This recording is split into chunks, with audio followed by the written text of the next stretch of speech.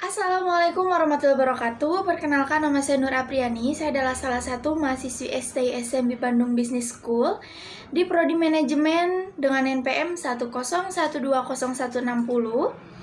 Pada video kali ini saya akan menjelaskan atau mengulas beberapa ringkasan dari materi pertemuan kelima, yaitu mengenai Ma'rifatul Rasul atau pengenalan Rasul bagian ketiga, yaitu Makanatul Rasul atau kedudukan Rasul.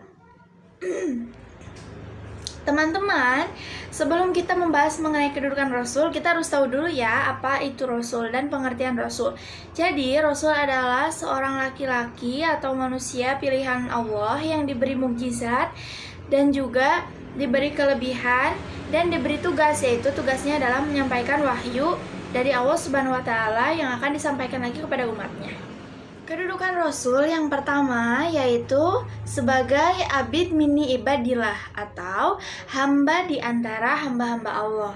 Dikatakan dalam firman Allah yaitu surat Al-Kahfi ayat 110 yang artinya, dalam kesimpulan artinya itu yaitu sesungguhnya aku adalah manusia biasa seperti kamu, tetapi Allah memberikan wahyu kepadaku dan wahyu yang diberikan adalah memerintahkan bahwa Tuhan itu adalah Esa, yaitu Allah. Dan barang siapa yang ingin bertemu dengan Tuhannya, maka dia harus mengerjakan amal soleh dan mengerjakan kebaikan, juga beribadah kepada Allah Subhanahu wa Ta'ala. Rasul juga dikatakan sebagai manusia, dan dari beberapa kisah-kisahnya Rasul itu seperti manusia biasa, melakukan kegiatan-kegiatan atau aktivitas yang biasa dilakukan oleh manusia biasa seperti makan, minum, pergi ke pasar, dan melakukan aktivitas-aktivitas manusia lainnya. Kemudian Rasul juga mempunyai keturunan dan juga berasal dari keturunan manusia seperti kita. Rasul juga mempunyai wujud atau jims. Jims itu adalah fisik seperti manusia biasa. Kemudian Rasul juga mempunyai risalah nabawiyah atau sejarah kenabiannya. Jadi dikatakan Rasul jika ada sejarah kenabiannya. Selanjutnya, ciri-ciri Rasul yang kedua atau hal yang membedakan antara Rasul dengan manusia biasa yaitu as-sunnah atau sunnah. Sunnah secara bahasa berarti jalan, namun secara istilah sunnah adalah segala sesuatu atau sikap tingkah laku dari Rasul yang bernilai kebaikan yang dapat kita teladani. Rasul juga dikatakan sebagai fiqhul ahkam atau sumber hukum. Jadi Rasul juga selain dari sikapnya, sikap kebaikannya yang bisa kita teladani dan kita contoh, Rasul juga dapat menjadi contoh hukum atau sumber hukum dari kita sebagai manusia. Pernyataan tersebut dikuatkan dengan firman Allah surat An-Nisa ayat 64, yaitu yang dimana inti dari artinya adalah Allah tidak mungkin mengutus seorang Rasul melainkan untuk ditaati dan ditiru atau menjadi tauladan kita dengan seizin Allah Subhanahu wa Ta'ala.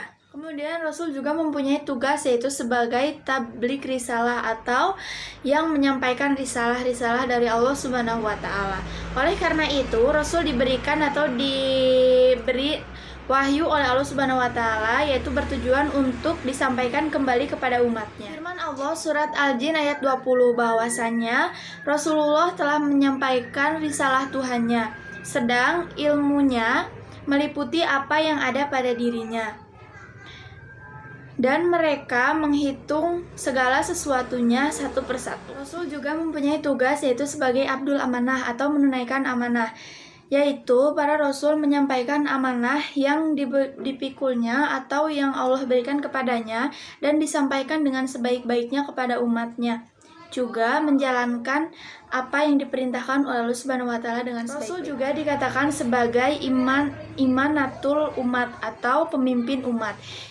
Mengapa dikatakan sebagai demikian? Karena beliau mempunyai akhlak yang mulia dan juga beliau mempunyai kelebihan-kelebihan tidak seperti manusia-manusia lainnya, seperti mukjizat dan juga risalah-risalah lainnya. Rasul juga mempunyai tugas atau amanah yaitu berupa dakwah nabawiyah atau dakwah kenabiannya. Jadi kelak ketika hari kiamat dan dipertanyakan oleh Allah Subhanahu wa taala atas apa yang telah ia sampaikan kepada para umatnya, apakah sesuai ataukah tidak.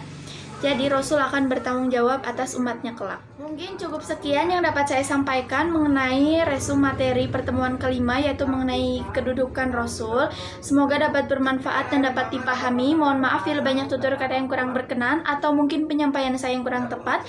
Terima kasih. Wabillahi taufiq wal hidayah. Wassalamualaikum warahmatullahi wabarakatuh.